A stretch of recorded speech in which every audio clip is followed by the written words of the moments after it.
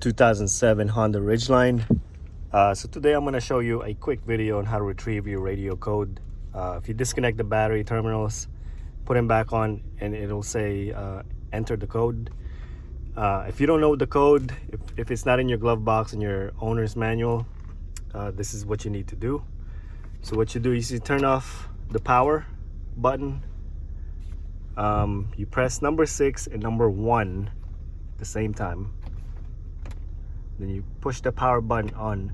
It'll give you the serial number. Now the serial number, you can use it to go on a website. I have a video on how to retrieve the Honda radio code. You go to this website, but that website does not work anymore. So there's a few websites that you can go to to get your radio code. All you got to do is put in a serial number, and then you have to pay.